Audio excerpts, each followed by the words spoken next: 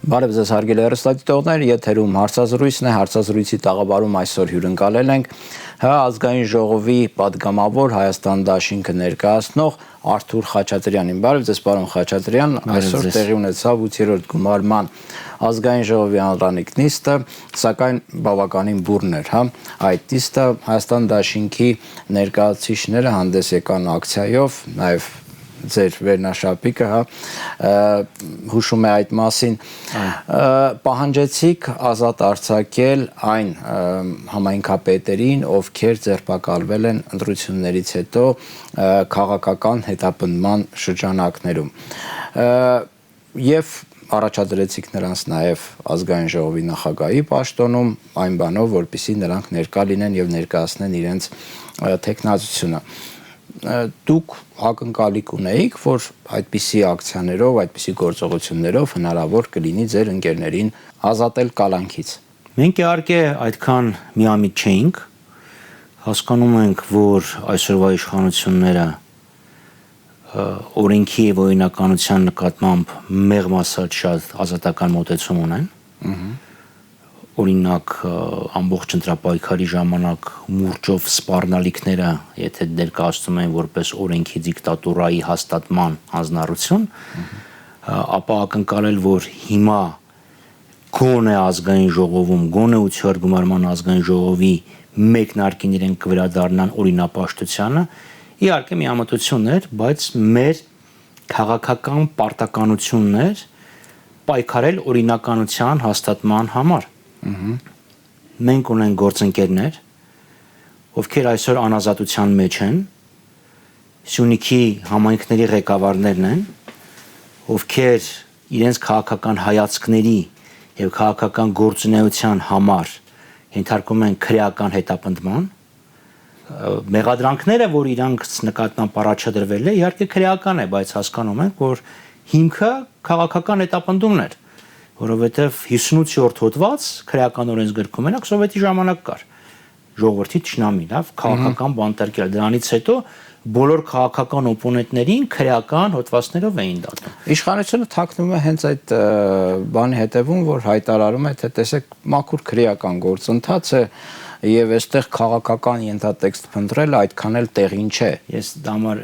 ասեցի, որ 58-րդ հոդվածից Ստալինից հետո, երբ փոխվեց քրեական օրենսգիրքը, բոլոր քաղաքական օպոնենտներին դատում էին քրեական հոդվածներով, և սովետական միությունով, և բռնակալական այլ երկրներում։ Հիմա էլի քրեական մեղմ ասած ժպիտ առաջացնող մեղադրանքներով, քրեական մեղադրանքներով քաղաքական հետապնդում են իրականացնում։ Մեր պահանջն ինչ է, վերականգնել օրինականությունը։ Մեր երկու գործընկերները, Սարգսյան Արթուրը, Սիսիան համայնքի ղեկավար և Մխիթարը Զաքարյան, Մեղրի խոշորացված համայնքի ղեկավարը, ինչպես մնացած բոլոր падգամավորները ունեն ընտրելու և ընտրվելու իրավունք, և որևէ մեկին տրված չէ նրան զրկել ընտրելու և ընտրվելու իրավունքից։ Նույնիսկ դատախազությանը։ Առաջին հերթին դատախազությանը, որը Դատախազությունն ինչ է ասում, այս մարդկանց նկատմամբ մարդկանց անձեռնմխելիությունը հաղթահարվել է Կենտրոնական ընտրական հանձնաժողովի կողմից, բայց դատախազությունը մոռանում է մի բան, որ Կենտրոնական ընտրական հանձնաժողովի կողմից հաղթահարվել է падգամավորության թեկնածուի անձեռնմխելիությունը։ Հիմա այս մարդիկ այլևս падգամավորներ են, և եթե իրանք ուզում են քրեական հետապնդումը շարունակեն, ապա պետք է գան ազգային ժողով, դիմեն ազգային ժողովին, որպեսզի ազգային ժողովը զրկի մեր երկու գործընկերներին կամ ցանկացած падգամավորին անձեռնմխելիությունից։ Մենք ինչով իրանց հետ համաձայն չենք, ասում ենք կարգավիճակը արդեն փոխվել է,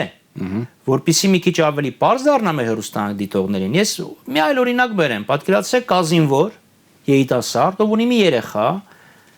իրեն զենակոչում են բանակ, ժամկետային զինվորական ծառայություն։ Այդ ընթացքում ընդհանրենք մի քանի ամիս հետո կինը երկրորդ երեխային է ունենում։ Այս մարդու երիտասարդ զինվորի կարգավիճակը փոխվում է։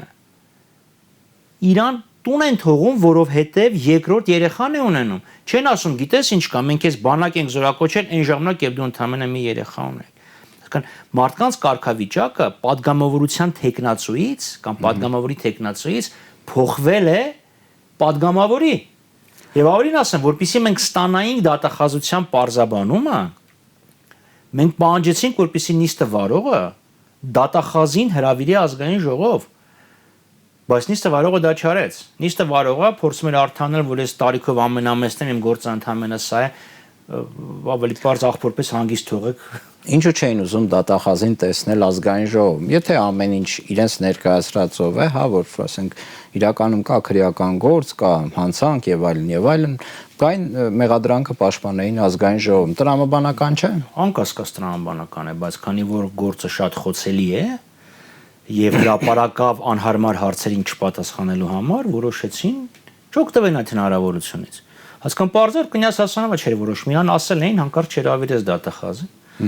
որպեսզի չգա եւ բազմաթիվ անհարմար հարցերի չպատասխանի։ Դեպ այդ իշմարների մասին տեսանյութը տարածվեց համացանցում, երևի տեսած կլինեք, Հասանովին ուղված, հա, իմ քայլը արդեն քաղաքացիական պայմանագիր խմբակցությունից։ Պարոն Խաչատրյան, ինչու իշխանությունը նման կերպ է պահում իրեն ձեր գործընկերների նկատմամբ։ Ընտրությունները ավարտված են, ազգային ժողով ձևավորված է, վարչապետը արդեն պաշտոնակատար չէ, զբաղեցրել է իր պաշտոնը, որևէ տրամաբանություն կա Հայաստանում ունենալ քաղբանտարկյալներ, քաղաքական նկատառումով հետապնդվողներ։ Այսօրվա քաղաքական իշխանությունը Հայաստանը նեոբոլշևիկյան դիկտատուրա տանելու վրա է։ Իրենք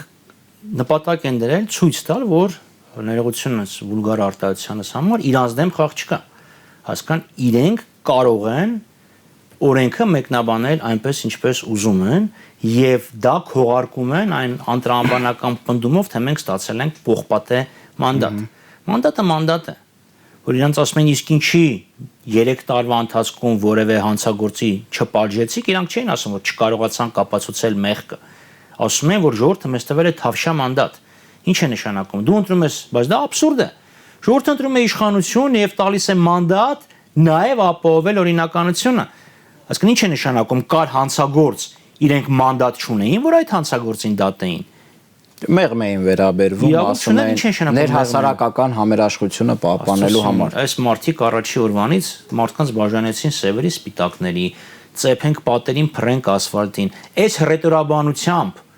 իրենք մեղմ էին վերաբերվում, իսկ ավելի բիրտ ինչպես պետքա վերաբերվեն։ Չմոռանանք ոստիկանական բռնությունները 20 թվականի նոյեմբերից հետո սկիզբ առած խաղաղ ակցիաների նկատմամբ, տենց բան չկար։ Բայց հիմա ասում են ժողովուրդը մեզ տվեց պողպատե մանդատ եւ դրանով կփորձեն արդարացնել իրենց ցանկացած կամայականություն եւ անօրինականություն։ Եվ կա մյուս կողմը նույնպես։ Սյունիքի համանքապետերը պատահական չընտրվեցին որպես թիրախ։ Ճիշտ է, Սյունիքում Փաշինյանին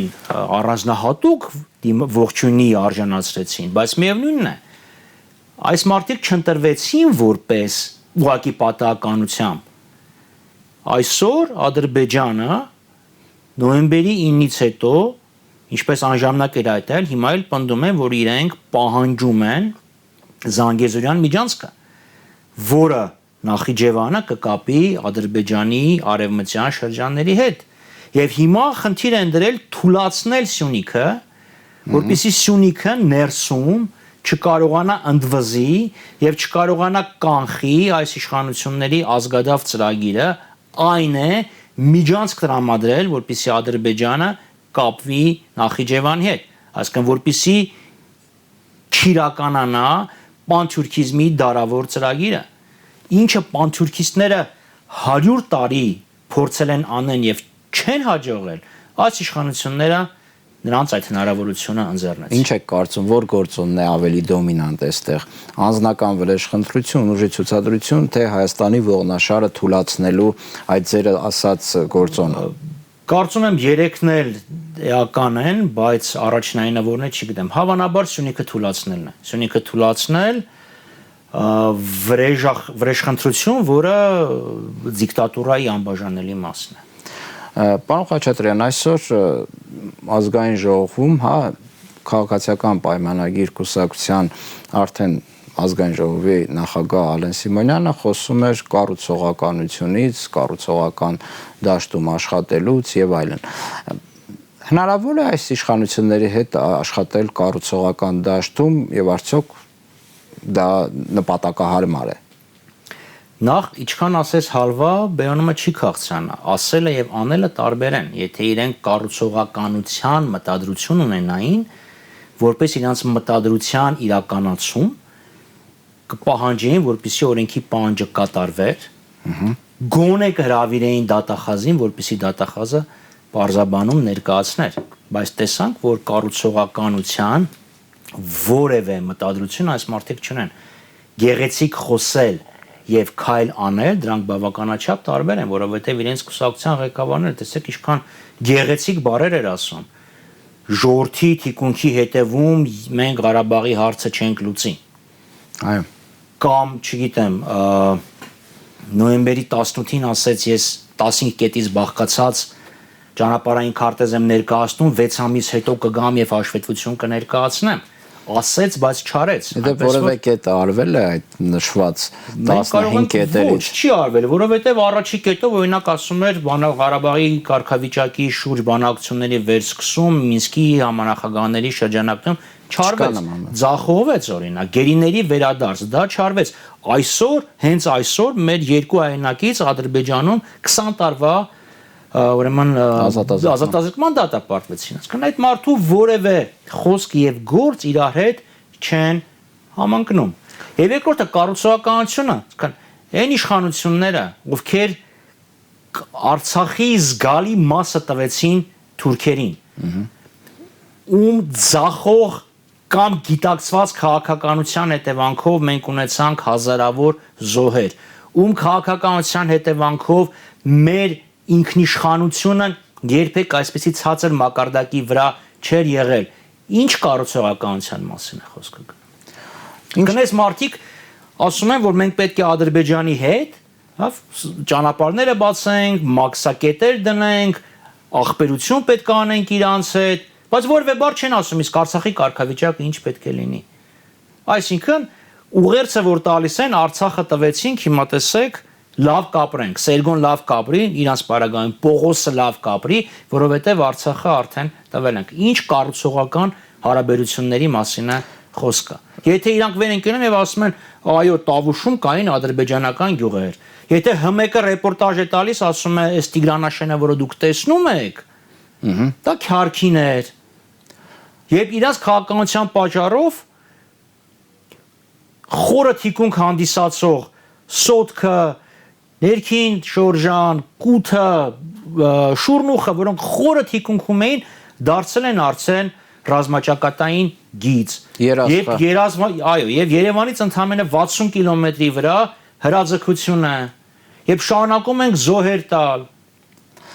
Վերջերս էլի երկու զինծառայող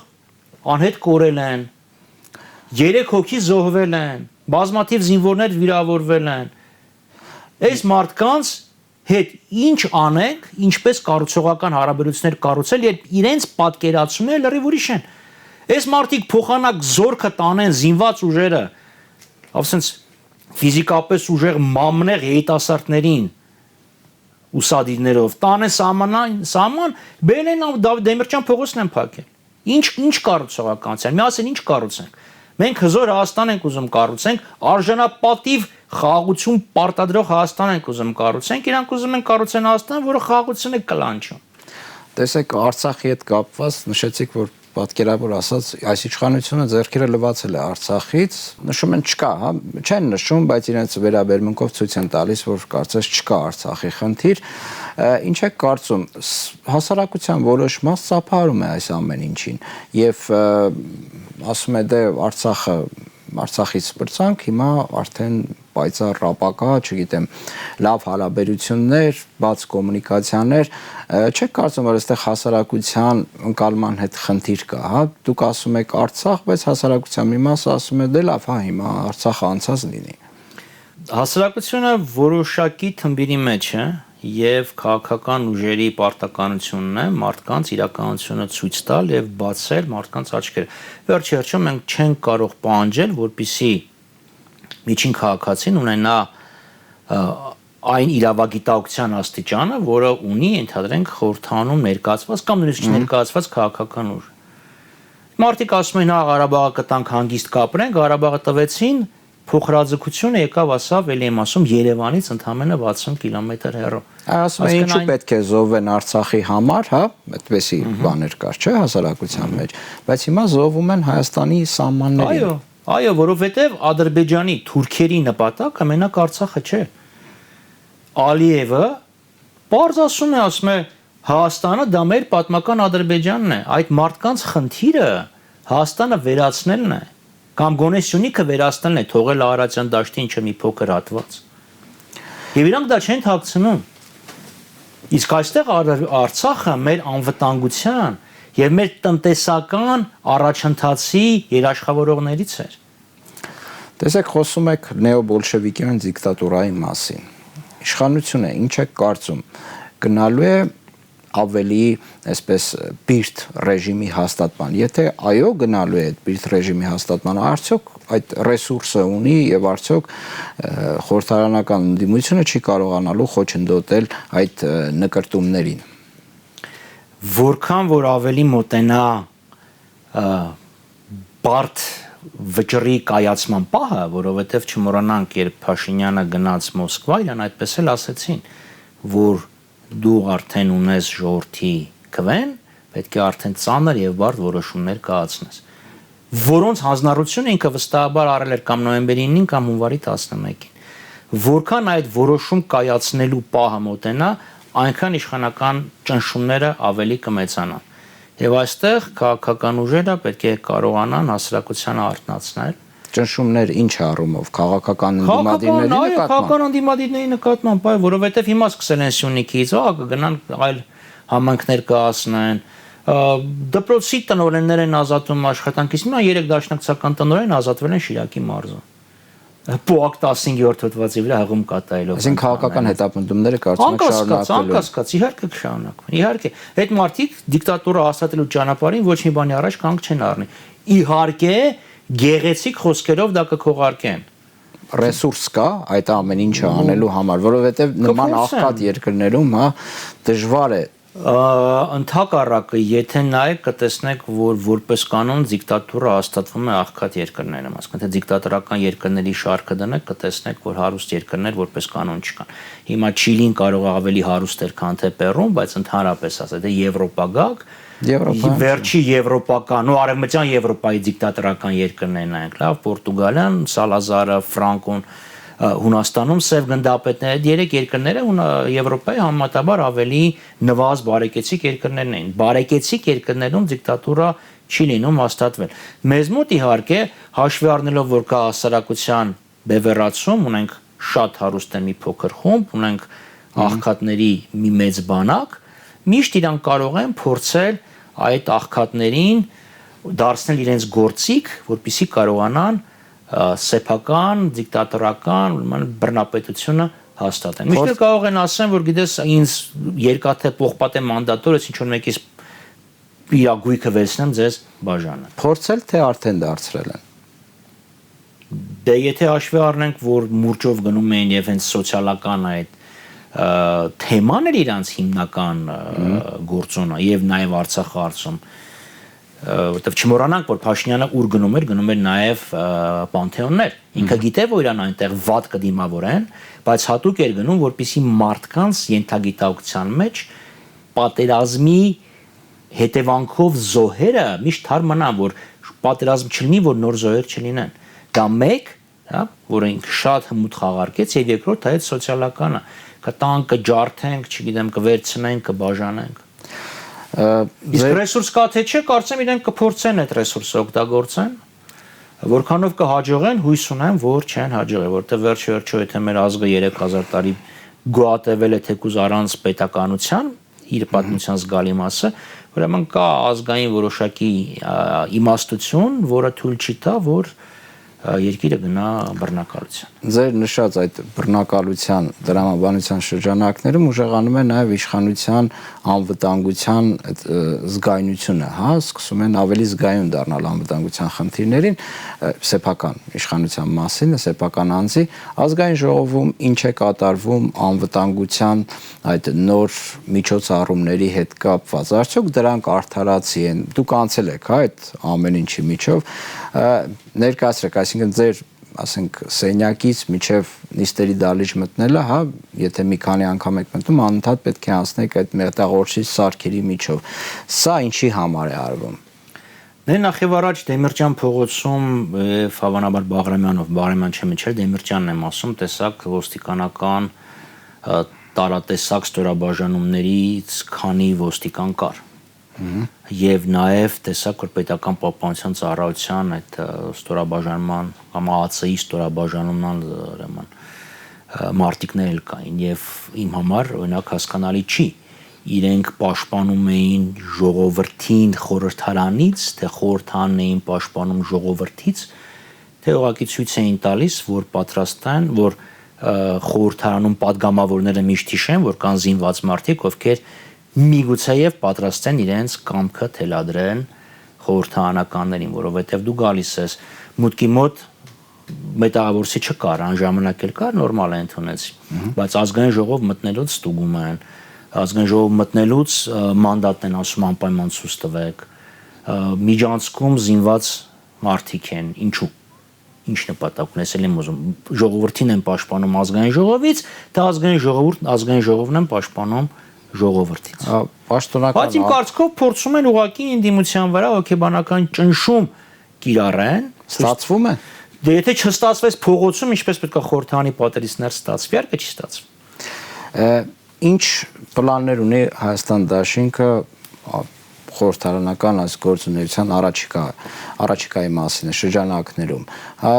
Դուք ինչպես եք պատրաստվում աշխատել ձեր նշած այդ իշխանության հետ։ Օրենսդիր մամնում աշխատանքը էականորեն տարբերվում է գործադիր մամնում աշխատանքի հետ։ Այդտեղ իրենք ներկայացուցչական մարզումն է օրենսդիր մարմինը խորհրդարանը եւ մենք ներկայացնում ենք մեր ընտրազանգվածներին, մեր ընտրողներին, իրենք իրանց ընտրողներին եւ կորեզդական գործունեություն ստեղ այսքան ղեկավար ենթակա հարաբերություններ չկա որ ինչպես ես դու գնում աշխատես մեկի հետ ով քո քաղաքական օպոնենտն է ում հետ դու որևէ ընդհանուր եզր չունես բայց ամեն դեպքում ինչ որ բաներ կա շփման եզրեր չգիտեմ աշխատանքային եզր պետք է լինի բայց դա ուրեմն աշխատանքային շփումները եւ համագործակցությունը տարբեր են ասենք կարող է համագործակցես որ նիստը ոչ թե 10-ին սկսի այլ 15 սկսի բայց դա չի նշանակում որ նիստի օրակարգի շուրջ կամ նիստի պրոդուկտի շուրջ դու կարող ես այդ մարդկանց հետ համաձայնվել ոչ մենք շարունակելու ենք խորհրդանում օգտագործելով խորհրդանի ընդդիմությանը ընձեռնած լծակների ամբողջական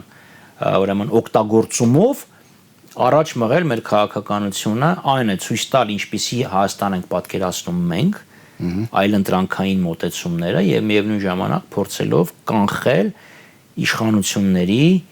ապազգային մոտեցումները որովհետեւ խաղաղության պայմանագիր իրանք վաղ-թե ուշ մոր պետքա բերեն նաեւ օրինակ ազգային ժողով կամ օրենքներով որ էլի անհասկանալի օրենքներ են հիմա Այսօր էլի դրել էին կառավարության կազմի եւ գործունեության փոփոխության մասին օրենք կառավարության կազմի եւ գործունեության մասին օրենքում փոփոխություններ մտցնելու իրենց նախաձեռնություն։ Ինչ են ուզում դրան։ Չգիտեմ, տակը չկա, ինչ կար, բայց օրինակ 3 տարի առաջ երբ իրենք փոխեցին 2 տարի առաջ 19 թվականին երբ իրենք փոխեցին կառավարության կառուցվածքը, իրենք օրինակ դա հիմնավորում էին կառավարության գործունեության արդյունավետության բարձրացմամբ։ Օրինակ մենք հարց ենք տալու բարձրացավ այդ արդյունավետությունը եւ դուք գյուղատնտեսության նախարարությունը կցեցիք էկոնոմիկայի նախարարությանը կամ մշակույթի նախարարությունը մշակույթը սպորտը եւ կրթությունը միացրեցիք իրար կամ սուպեր մի նախարարություն սարքեցիք տարածքային կառավարման եւ ենթակառուցվածքին հիմա մեր հերոստատիտողները որ նայում են տեսնենք կա մեկը ում լույսը չեն կդրել Պարոն Խաչատրյան, նշեցիք ընտրազանգվածի մասին,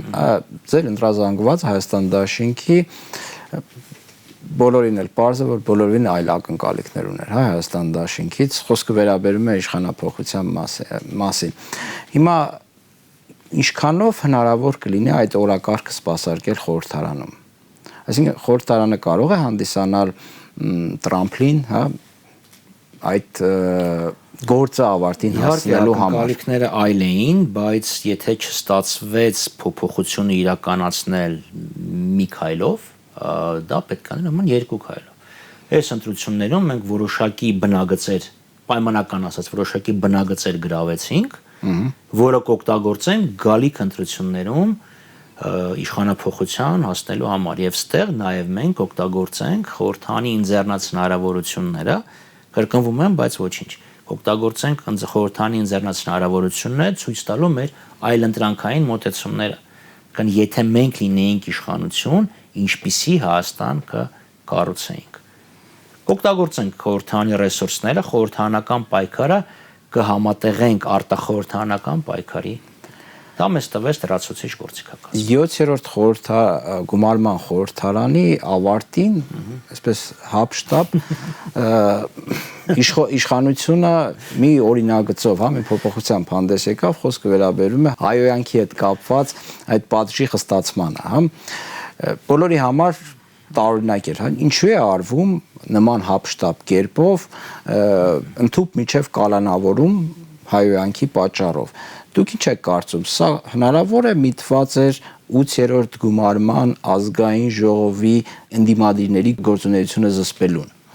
Այսինքն հայոյանքի տակ ամեն ինչ կարելի է, հա, տեղավորել։ Մի քանի այլ փոփոխություններ արվեցին, մասնավորապես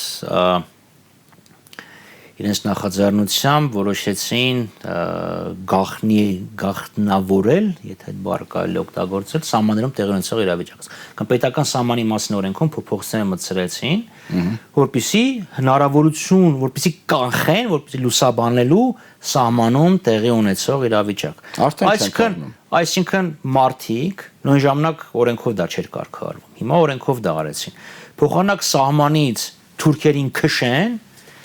փոխանակ վերին շորժայից եւ Սև լճից քշեն այդ 2000 կամ քանի հազար են արդեն դառը չգիտեմ թուրքերին, փորձում են հասարակությանը զրկել սահմանում տեղի ունեցող իրավիճակի մասին օբյեկտիվ տեղեկություններ ստանալու իրավունքից։ Չմոռանանք, որ պաշտպանության նախարարությունը մի ամբողջ օր համառորեն հերքում էր, որ ադրբեջանցիք մտել են Հայաստան։ Չմոռանանք, որ ասացին ձեզ մի քանի օր ժամանակ ենք տալիս, եթե դուրս չգաք, ուժով ձեզ դուրս կքշենք։ Չմոռանանք, որ ասել էին, որ բանակցում ենք, որպեսզի թուրքերը դուրս գան։ 2 ամիս է համարյա անցել։ Այդ բանակցությունները ինչի շուրջ են բանակցում։ Երևի իսկ իրանք էլ արդեն չեն բանակցում։ Թուրքերը երևի ռուսների հետ են բանակցում։ Այ փոխանակ պետական ազգային անվտանգության հարցերը լուծեն, փորձում են ժողովրդին զրկել ճշմարտությունն իմանալու իրավունքից։ Այսինքն եթե ճիշտ այնպես ինչպես արեցին Արցախյան պատերազմի ժամանակ 44 օր իրենք ժողովրդին խափում էին, իրականությունը չէին ներկայացնում, որպեսզի կարողանան պետությանը տանեն գիտակցված պարտության։ Հիմա նույնն են անում, հավանաբար, բայց այս անգամ թիրախը Հայաստանի ոչ թե Արցախյան հատվածն է, այլ Հայաստանի այլ հատվածներն են։ Սա իհարկե կբերի իրենց հայհոյելու ամպլիտուդի աճին եւ հաճախականությունը կավելանա եւ թնդությունը կավելանա, որովհետեւ դա կանխեն որոշել են մարկանց գրպանին խփել։ Եվ միևնույն ժամանակ նաեւ բյուջեում պարգևավճարների համար փող կավելացնեն, բայց դա էլի բռնակալություն, բռնատիրություն հաստատելու եւս մի այլ քայլ է։ Հայհոյում է, ուրեմն պետք է ասել։ Այսինքն ես կարծում եմ, այս գործիքը ռեալ օգտագործելու են, հա, ընդհանուր միջև կալանավորել, որովհետեւ տարօրինակ է, որ ասեն քրեականացնում են հայոյանքը եւ անգամ կալանք է նախատեսված։ Սելեկտիվ կկիրառեն, կարող է փողոցում ինչ որ մեկը որ հայհոյի իր նկատմամբ չկիրառեն, բայց եթե քաղաքական օպոնենտը հայհոյի իր նկատմամբ կկիրառեն։ Սելեկտիվ դա կկիրառեն։ Եվս մեկ գործիք։ Այո, դա Սահմանների մասին, որ ասում եք արդեն փակ է, այսինքն կարող է տեղի ունենալ մայիսի տեղի ունեցածը, հա, Սև լճերում, ինչ որ միտեղ ասված մի արեցի, սակայն հասարակությունը չիմանա, որ նման դեպք է տեղի ունեցել։ Դե հիշենք Շուշիի անկման պատմությունը, չէ՞։ Մեկ էլ Շուշին չէ, Շուշիում մարտեր են գնում, մեկ էլով Շուշին գրավել են։ Հիմա էլ սենց ինչ որ միտեղ կարող է մարտեր գնան։ Մեկ էլով կարող է առավոտյան վեր կենանք, բարձվի, որ ինչ որ մի տարածքում, որտեղ թուրքերն ուզում են միջանցք անցկացնեն, ինչ որ տեղեր են գրավել, եւ հետո էլ կարող է վեր կենա գործադիր մամլի ղեկավարն ասի ստիպված ենք ինչ որ մի տարածք զիջենք, որպեսզի ամբողջ Հայաստանը չզիջենք։ Չէ, ինչ էր ասում, ստիպված պատերազմը կանգնեցինք, որ 25000 զինվորի կյանք փրկենք։ Թողենք մի կողմ իհարկե, որ 25000 զինվորը մատաղացու գար չէին եւ այդքան էլ հեշտ չի 25000 զինվոր շրջապատել։ Հետո դարավ 35000։ Հա, 20-ից 35000 այդ բանան հաստրամադրության մի թիվ ասում էին։ Հիմա էլ կարող են նույնն ասեն, ստիպած ենք այս երկու գյուղը տանք, ստիպած ենք այս մի շրջանը տանք, որպեսզի ամբողջ Հայաստանը չտանք։ Եվ իրանց ուրեմն սազանդարները կվերկնան եւ կասեն, էլի նախկիններն էին եղել։ Վարչական սահմանների մասին օրենքը 2010 թվականին այս կետը չէր դրած, այն կետն է դրած։ Իրանց համար միշտ բոլորը մեղավոր են իրանցից բաց։ Պարոն Խաչատրյան, գաղտնիք չէ, որ Հայաստանում արտագաղթի տրամադրությունները ոչ միայն տեմպ, այլ նաև տրամադրությունները աճում են։ Նաև ձեր ներկայացրած իրականությունը շատերի մոտ հիասթափություն է առաջացնում։ Այդ դուք ինչ խորհուրդ կտայիք, որպեսզի մարդիկ մնային Հայաստանում եւ փորձեին ելքեր գտնել ստեղծված իրավիճակից։ Գիտեք, եթե տունը մկներ են մտնում, մկներին են սկշում, ոչ թե տունը տնից ստես գնում։ Բայց մեր մոտ մի քիչ տարօրինակ իրավիճակ է։ Սխալ է։ Այսինքն դա մեր ժողովուրդն է, ներողություն, մեր պետությունն է։ Եվ եթե մենք համաձայն չենք այսօրվա վարվող քաղաքականության հետ, ոչ թե պետքա երկրից նեղանանք ու գնանք, այլ քշենք նրանց ում հետ, որ մենք համաձայն չենք։ Որովհետև մեր տարբերությունը, ասենք, ընդհանրենք անգլիացուց, լավ, եթե անգլիացին չի համակերպվում իր կառավարության քաղաքականությանը, դա փոխում է կառավարությունը, երկրից չի արտագաղթում։ Մեր մոտ շատ է որ ասում ենք ինչի ես գնում, ասում եմ դե ես իշխանության հետ քաղաքականության հետ համաձայն չեմ, երկիրը գնում է դեպի կործանում։ Կանխի երկրի կործանումը, այլ ոչ թե քո արտագաղթելով արագացրա երկրի կործանումը։ Իդեպ եթե Անգլիայի հետ խոսեցի, մի փոքր անմատություն անեմ, լավ։ Անգլիացիք չասեցին, Մալվինյան կղզիների համար հո կռիվ չենք սկսի։ Անգլիայից հազարավոր մղոններ հեռու մի հատ փոքր կղզի արգենտինացիք դեսանտ իջացրեցին, գնացին եւ այդ կղզին հետ բերեցին։ Իսկ ստեղ գործադիր մամլի ղեկավարն ասում է, Սև լճի համար կռիվ չենք անի։ Որ Սև լճի համար կռիվ չես անում, վաղը կռիվ ես անելու Երևանի համար։ Կրկնում եմ, Ադրբեջանի նպատակը Արցախը չէր, Ադրբեջանի նպատակը Հայաստանն է։ Եվ եթե դու չես ուզում որ կռիվ լինի, դու պետք է լինես հզոր։ Միայն հզոր պետություններն է խաղաղ պայմաններում ապրում։ Չկա թույլ պետություն, որը խաղաղ պայմաններում ապրի։ Կտան գլխիդ կտանեն։ Իդեպ արտագաղթում են նաև նրանք, ովքեր քվեարկել են կամ համակրում են այս իշխանություններին, ինչը առավել քան տարօրինակ է։ Ավելի տարօրինակ բան էլ կա, մարդը երկրից գնացել է, ասում է ես գալիս եմ քվեարկեմ Նիկոլի օգտին, նույնի հետ գնամ Գերմանիայում ապրելու։ Եթե գալիս քվեարկում ես այս մարկանց օգտին, բարիեղի մնա եւ ապրել են երկրում, որը քո նախընտրած քաղաքական ուժը պատրաստվում է կերտել, այլ ոչ թե հմեկով էլ գովել, թե հեսա տեսեք, բան ընտրական տուրիզմ է գալու, ինչ որ մի հատ մեկը Գերմանիայում գնացել է, հիմա այնտեղ լավ է ապրում, գալու է քվեարկելի հետ գնա, եւ դա էլ ցույց տալ որպես ուրեմն պատասխանատու հայի նոր հայի կերպար։ Շնորհակալություն պարոն Խաչատրյան, հյուրընկալվելու համար ես ձեզ հաջողություն եմ մաղթում, հուսանք, որ կալանավայրում գտնվող ձեր գործընկերները շատ շուտով կհայտնվեն ազատության մեջ եւ երկրում նաեւ խաղաղություն կլինի, հուսանք։ Շնորհակալություն, ժողովրդի ընտրյալները պարտավոր են լինել խորհրդարանում։ Հարգելի հեռուստադիտողներ, հիշեցնեմ, որ այսօր մենք հյուրընկալել էինք Հայաստան դաշինքը ներկայացնող ազգային ժողովի պատգամավոր Արթուր Խաչատրյանին, կհանդիպենք։